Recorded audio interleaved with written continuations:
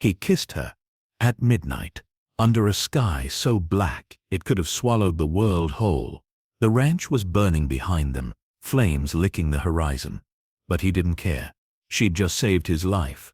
And the life of every man who'd once sworn they'd never stand beside her. Her dress was torn.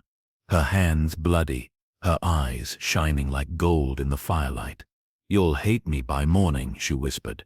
He cupped her face, kissed her anyway and said, "Then I'll hate you with my whole heart." When the sun rose, she was gone. And in her place, buried beneath the old sycamore by the well, he found a chest full of gold coins. And a letter that began with 7 words. "I wasn't who you thought I was." The spring of 1888 hit Texas hard. A season of dust storms, drought and bad tempers. On the far edge of the Olano Plains, Calder Boone worked land that had been in his family since before the war. He was a man built of discipline and silence, the kind who spoke little and worked till the bones in his hands looked carved from the same soil he plowed. Folks respected him, feared him a little, and pitied him. When his fiancée died the winter before, he'd sworn off women after that, until Lydia rode into town. She wasn't like anyone Ridge Hollow had ever seen. A young black woman, maybe 25, wearing a faded blue coat too fine for her station and boots that had seen better miles. Her accent wasn't local, her manners too polished, and her eyes, God help him, they held the weight of someone who'd been running a long time. She stepped off the coach that June afternoon, straight-backed and unshaken, even as every set of eyes in town pinned her like a bug under glass. The general store went quiet. Old Mrs. Cartwright stopped sweeping. Even the wind seemed to pause. Lydia didn't flinch. She walked straight up to Boone's table in the saloon, placed a folded paper in front of him and said, "You're the one who advertised for a wife." Boone looked up slow, his hat shadowing half his face. "That depends who's askin'. Someone with more to offer than you think, and less to hide than most," he asked. Her lips twitched. "That depends who's looking." The saloon fell into a hush thick enough to drown it. No one had ever talked to Calder Boone like that. Not a man, sure as hell not a woman. And yet, something in her calm, her poise, stopped him from laughing her off. He unfolded the paper, a letter written in fine hand, signed by a preacher 2 towns over, a marriage license application already notarized. Boone frowned. "You come prepared." Lydia smiled faintly. "I don't waste time." By nightfall the town was whispering. A Boone taking a black bride. Folks called it lunacy, blasphemy, even treason against decency. But Boone didn't explain himself. Truth was, he needed the marriage not for love, not at first. His ranch was on the brink of foreclosure, and by law a married man couldn't have his land seized till his wife's name was cleared from title. A cruel loophole he intended to use. And Lydia, she needed protection. From who, she didn't say, but every time someone asked where she'd come from, her eyes went distant, like she was seeing something too far and too painful to name. They were married under an oak tree at dusk. No guests, no preacher's blessing, just Dalton the sheriff as witness, and a ring Boone had carved from an old horseshoe. He said the vows like a man signing a contract. She said them like a woman signing away her part. Afterward Boone led her to the porch, handed her a glass of whiskey, and said, "I don't expect much. Cook when you can. Keep to yourself, the rest'll work itself out." Lydia met his eyes. "Then let's make this easy, Mr. Boone. I don't expect you to love me. Just don't lie to me." "Never been good at lies." "Then we'll get along fine." The first weeks passed quiet. Lydia worked hard, cooked well and never complained, though she spent her nights walking the edge of the property, as if waiting for someone to follow her. He also noticed how she always kept a small lockbox under her bed, never letting it out of her sight. He told himself it wasn't his business, but curiosity is a dangerous thing for a lonely man. One evening, he found her out by the barn staring at the horizon. "You expecting company?" he asked. She didn't turn. "No, just ghosts." Boone tilted his head. "Ghosts of what?" "Of debts unpaid," she said softly. "And men who think I still owe him." That night, for the first time since his fiancée died, Boone dreamed of someone else's voice calling his name. A week later Boone spotted a rider on the ridge, dark coat, wide hat, rifle across the saddle. Lydia saw him too. Her face went white as chalk. "You know him?" Boone asked. She hesitated too long. No. He didn't push it, but his gut twisted. That night he cleaned his gun twice and slept light. By morning, the rider was gone, but a note was nailed to the gate. It read, "You can't bury what don't belong to you."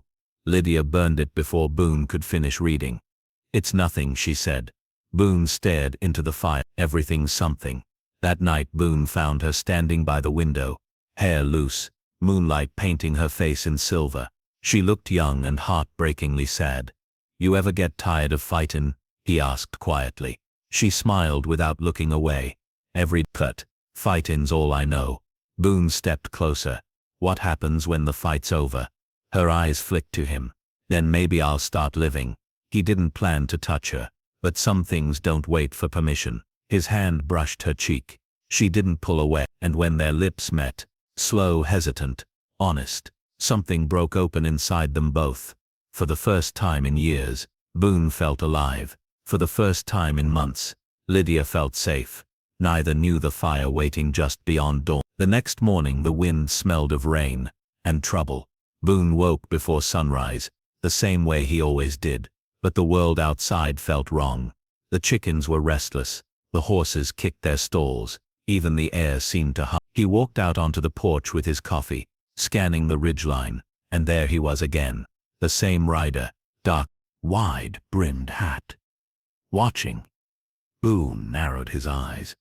Whoever he wasn't just passing through. Lydia stepped beside him, shawl pulled tight. "He's back." Boone glanced at her.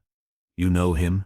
She didn't answer right away, just stared into the rising sun like she was bracing herself for judgment. "I told you before," she said finally. "There are men who think I owe him debt or revenge." Boone asked. "Both," she said quietly. "Depends which day you ask." Boone saddled his horse before noon and rode out alone, leaving Lydia with strict orders to stay inside. He followed the ridge trail till he found tracks, deep, deliberate, the kind left by a man who wants to be followed. He found the rider at the edge of the canyon smoking by the rocks, rifle across his lap. "Morning," Boone called. The man turned, smiling thin and sharp. "Afternoon where I'm from." Boone's hand rested near his holster. "You got business here?" "Depend." "You the one married to the colored girl?" Boone's jaw flexed. "Name's Lydia." The stranger nodded, tossing his cigarette. "That's the name she's using this time, huh?" Boone's pulse tightened. "You got something to say, say it."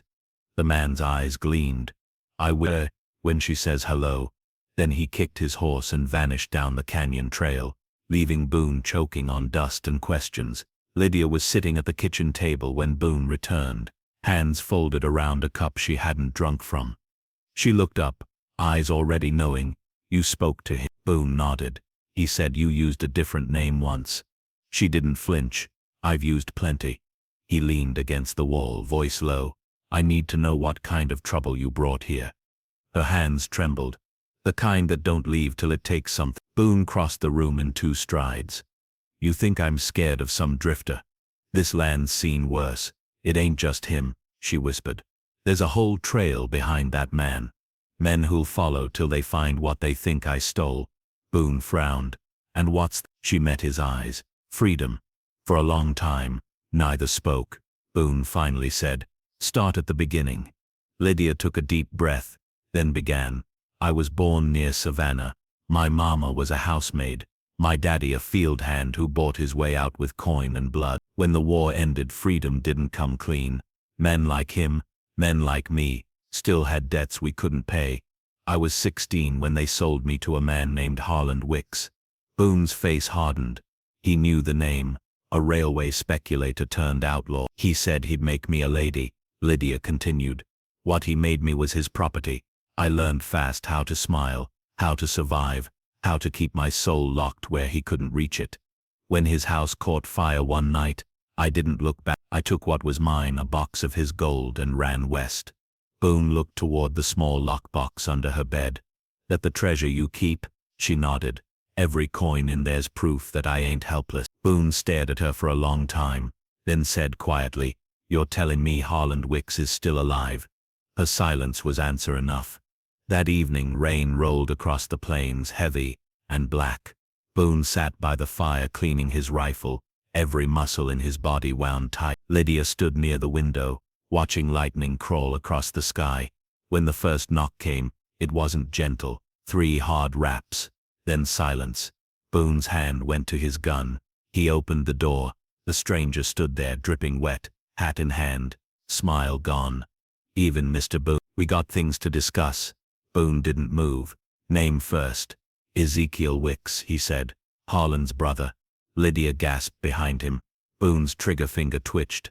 You got 1 minute to say your piece. Ezekiel took a step forward. I ain't here for her blood, just the gold she stole.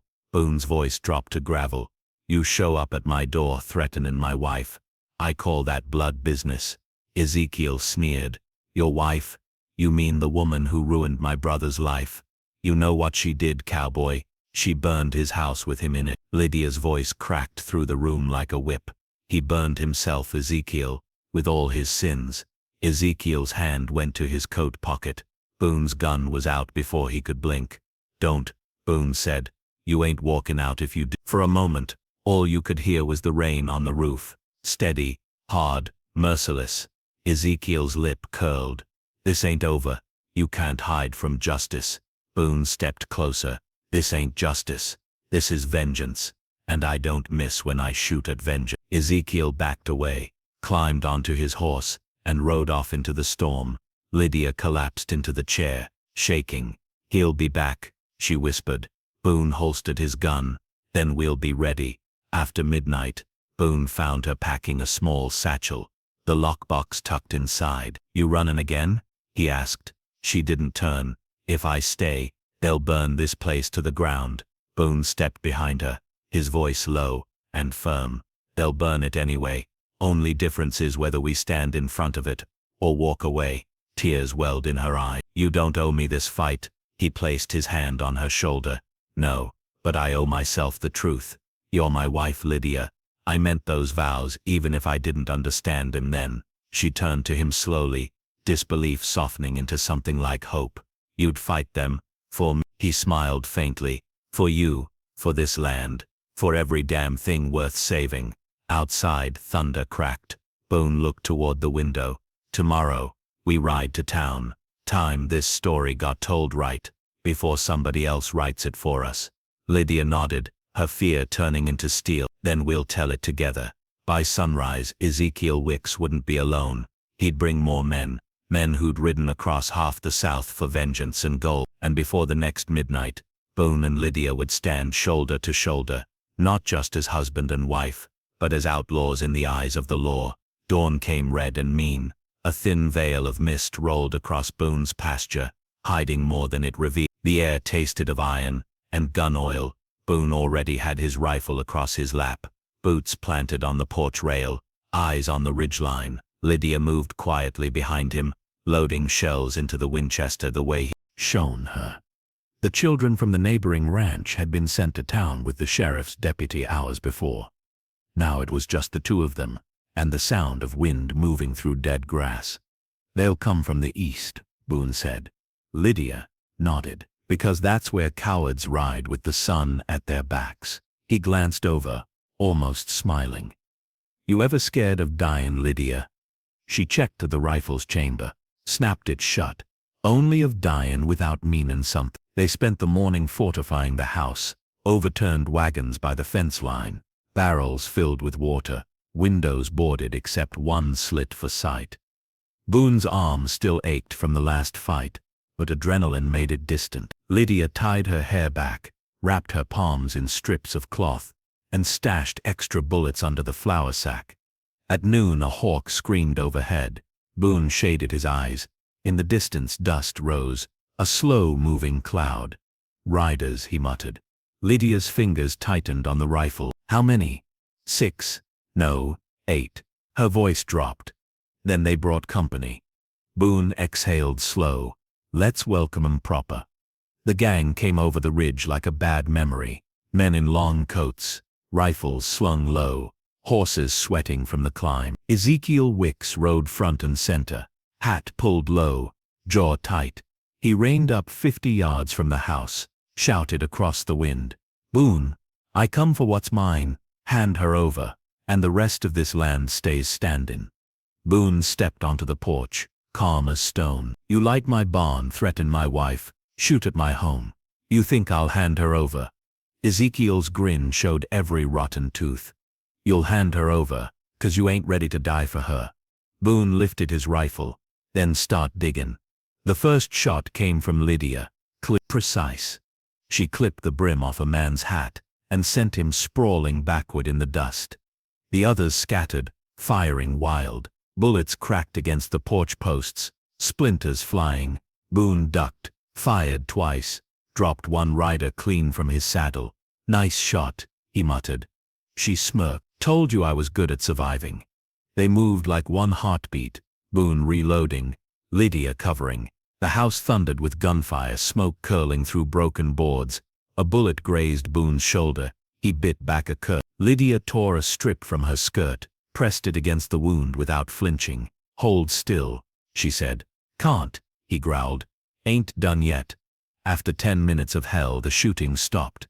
The riders pulled back behind the water troughs and scattered rocks. Reload. Boone peered through the cracks. They're circling. He's gonna try and smoke us out.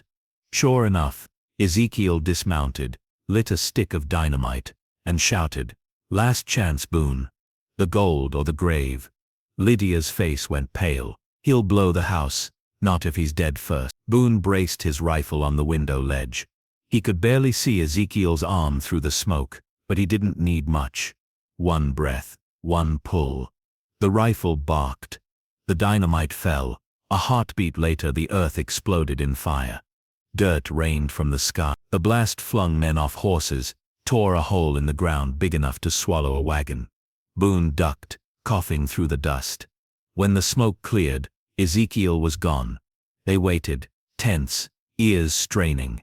Nothing, only wind. Then a faint groan from the ridge. Boone crept out, rifle ready. Behind a fallen horse lay Ezekiel, leg pinned, gun still in hand. He was bleeding bad. Finish it, Ezekiel rasped. Boone aimed but hesitated. Ain't my style. You'll regret that, mercy, Ezekiel hissed. You think she's pure? She killed my brother, burned him alive and took his fortune. Boone's voice dropped to gravel. Then maybe he had it coming. He stepped back, keeping the rifle trained. Ride out if you can, but if you come back I'll put you under this dirt. Ezekiel spat blood. She ain't done running, cowboy. That gold's cursed. Boone turned away. So am I. By nightfall the fight was over. The gang scattered, half dead, half fled. Boone and Lydia sat in the dirt beside the burned fence, their faces streaked with soot. You should have let me go, she said softly. Boone shook his head. Would have meant letting them win. They'll keep coming. There's more Wicks men, more greed. Then we'll meet 'em same way we met these. She looked down at the lockbox in her lap, fingers trembling. You still don't know what's inside. Boone nodded toward it. Then show me. She hesitated, then opened it. Inside were gold coins. Yes, but also letters, old and brittle. Boone picked one up, reading aloud. To Miss Lydia Carter, in payment for the safe passage of 30 souls to freedom. January 1864. He looked up, stunned. You were part of the underground line. Her eyes filled. Harland Wicks ran the routes, pretending to free folks while selling them back downriver. I stole his blood money. Every coin in here belongs to the families he betrayed. Boone stared at her, the truth hitting like thunder. She hadn't stolen for greed. She'd stolen for justice. He reached out, closed the lid gently. Then that gold ain't cursed. It's sacred. The moon rose red through drifting smoke. Boone sat cleaning his rifle again, muscles aching but heart lighter than it had been in years. Lydia sat beside him, the lockbox between them. You could take it, she said quietly. Start over somewhere. Nobody'd blame you. Boone looked at her. You don't get it, do you? You're the start over. She blinked, caught between disbelief and hope. He smiled faintly. Guess I finally understand why the Lord sent that storm our way. Why's that? So he'd blow the dust off something worth finding. She laughed softly, the first true laugh he'd heard from her. But before dawn they heard hoofbeats again, distant, steady, deliberate. Boone stood, jaw tightening. They're coming back. Lydia rose beside him, shoulders straight. Then we finish what we started. And as the first light broke over the horizon, they loaded their guns once more, ready to defend not just gold or land, but the truth buried in both. By sunrise the gunfire had stopped, but the fear hadn't. The plains were quiet again, too quiet, like the earth itself was holding its breath. Smoke still drifted from the burned ridge, and crows circled over the bodies left behind. Boone sat on the porch steps, hat in his hands, staring into the blackened fields. His shirt was torn, arm bandaged, eyes hollow. Inside, Lydia knelt beside the table, cleaning her rifle with slow, steady motions. Her hands didn't shake anymore. She'd stopped shaking hours ago. When the sheriff's wagon appeared at the gate, Boone didn't move. He just muttered, "Took you long enough, Dalton." Sheriff Dalton climbed down, eyes scanning the wreckage. Heard the whole damn town talking. Said you turned your ranch into a war zone. Boone's jaw tightened. Wasn't war. It was defense. Dalton nodded grimly. "Still leaves bodies, Boone. I gotta write it up proper." Then his gaze shifted to Lydia, stepping out of the house. Her dress was streaked with ash, hair tied back, face calm but distant. Dalton removed his hat. "Ma'am, Sheriff." He hesitated. "You all right?" She smiled faintly. "I'm alive. That's all right enough." Dalton walked the property, boots crunching over spent shells and hoof prints. He stopped beside one of the bodies, Ezekiel Wicks, dead, eyes open to the sun, mouth twisted like he died mid-curse. "Was this your doing?" Dalton asked quietly. Boone didn't answer. Lydia said, "He brought hell with him. Boone just sent it home." Dalton studied her, then sighed. "Wicks' family's powerful. They got reach all the way to Austin. His kin will want blood, and law's the cheapest way to get it." Boone looked up. "You sayin' they'll use her past?" Dalton met his eyes. "I'm sayin' they already are." He reached into his coat, pulled out a folded telegram. "Got this morning. U.S. Marshal out of Georgia sent a notice. Name Lydia Carter wanted in connection with theft and arson property of one Harland Wick." Boone's stomach turned.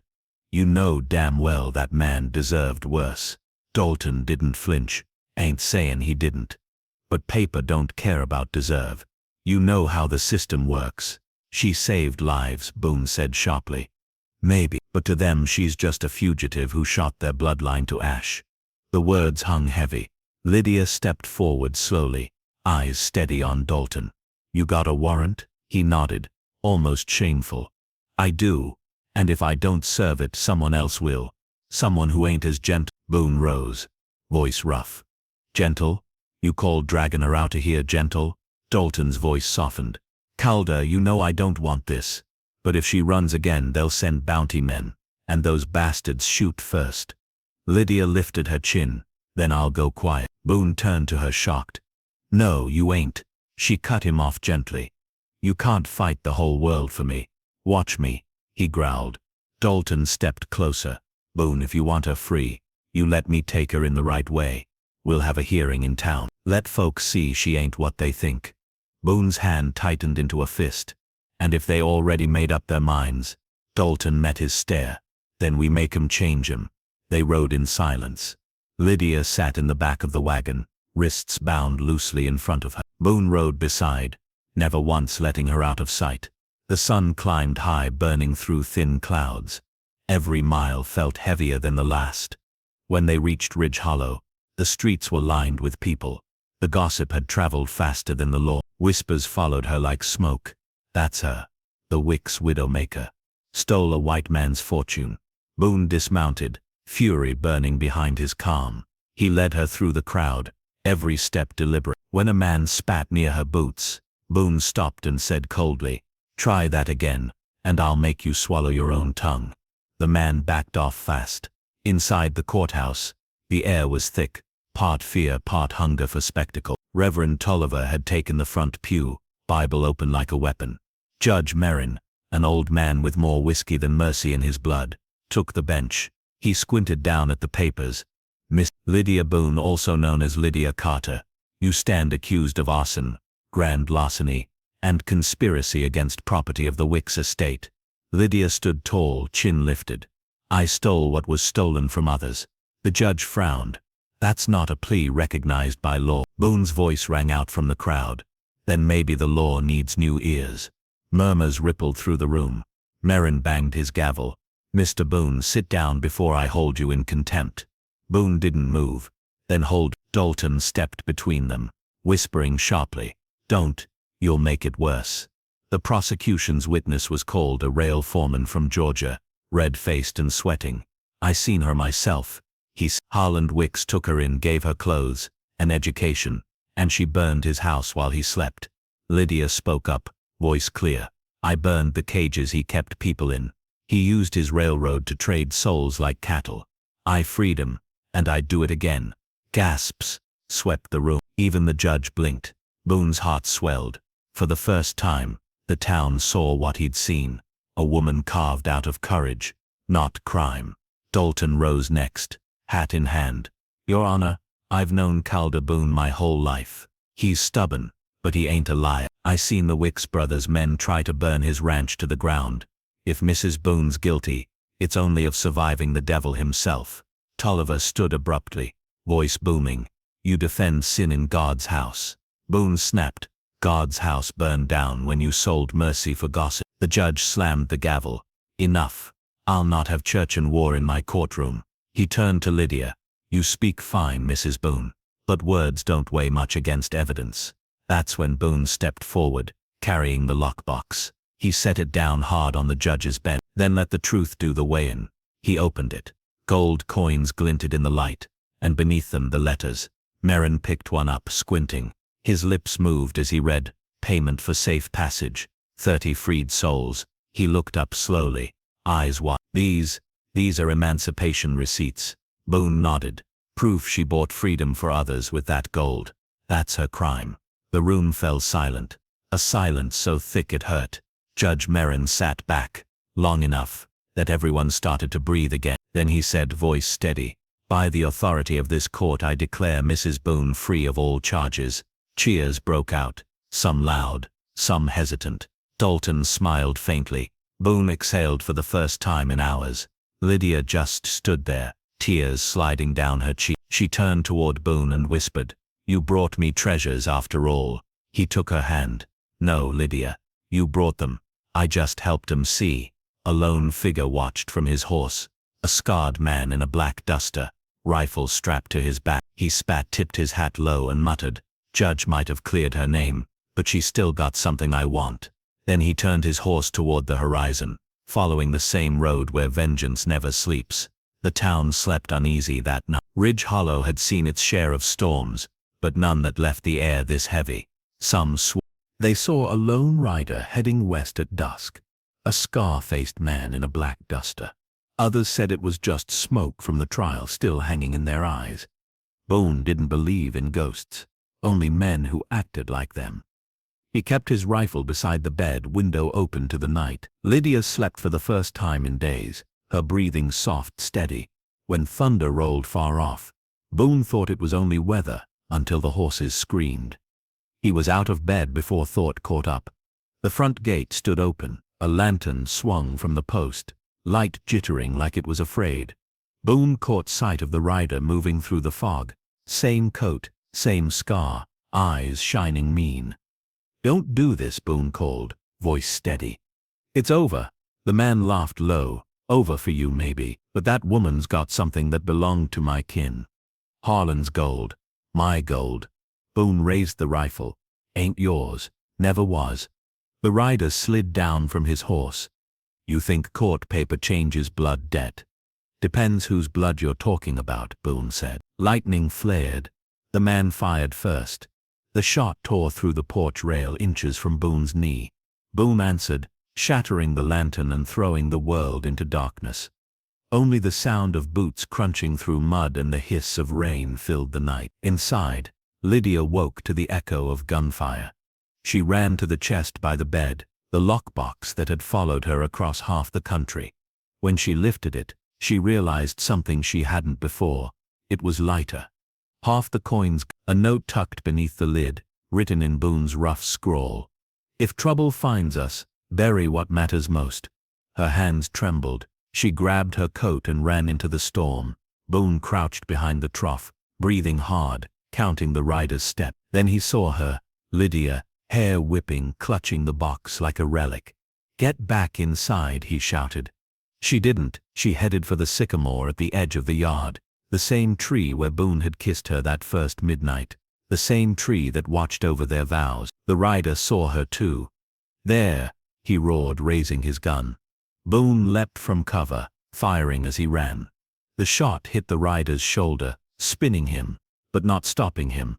Another flash, another crack of thunder.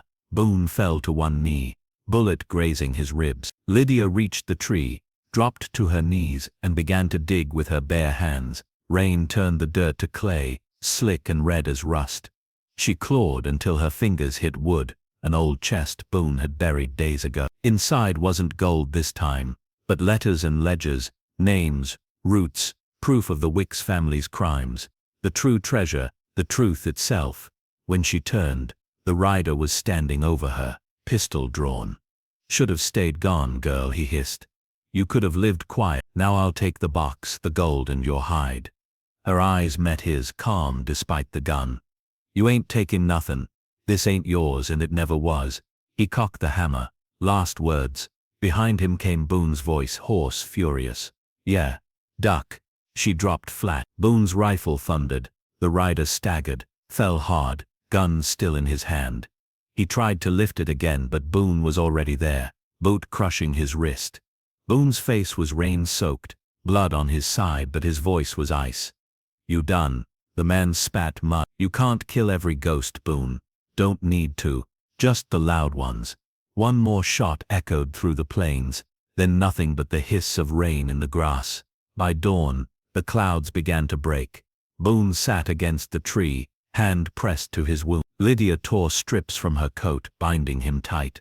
"You should have stayed inside," he groaned. She smiled faintly. "And let you steal my thunder." He laughed once, winced. "You call that thunder?" When the sheriff's wagon arrived hours later, they found the rider's body half buried by the flood. Dalton looked from Boone to Lydia, then down at the chest between them. "That what he came for?" Lydia nodded. "And what'll save us?" They opened it in front of him. Inside, documents stamped with the Wicks seal, proof of slave trafficking disguised as railway labor. Dalton whistled low. "Well, I'll be damned. This'll bury what's left of that family." Boone said quietly, "That's what she's been carrying all this time. Not gold. Just it." When they returned to Ridge Hollow, word spread faster than the sunrise. People who'd once crossed the street to avoid Lydia, now lined the road to see her ride by. Not out of curiosity this time, but out of shame. The courthouse bell rang again, slow and solemn. The judge stood on the steps, hat in hand. "Mrs. Boone," he said, "on behalf of this town I owe you an apology." Lydia dismounted. "Steady. You don't owe me. Just remember what silence costs." She placed the chest on the courthouse porch, left it open for all to see. Gold glinted beneath the papers, but it was the ink that mattered, the names of people who'd lived and died unseen. The crowd bowed their heads. For the first time, Ridge Hollow faced its own reflection. That evening, as the sun bled over the prairie, Boone and Lydia stood beneath the sycamore again. The storm had washed the ground clean. Fireflies blinked between the roots. Boone leaned on his crutch, voice low. "You know folks'll talk for 100 years about this gold." She smiled. "Let 'em. Maybe one of 'em will figure out the real treasure." He brushed dirt from her cheek. "And what's that?"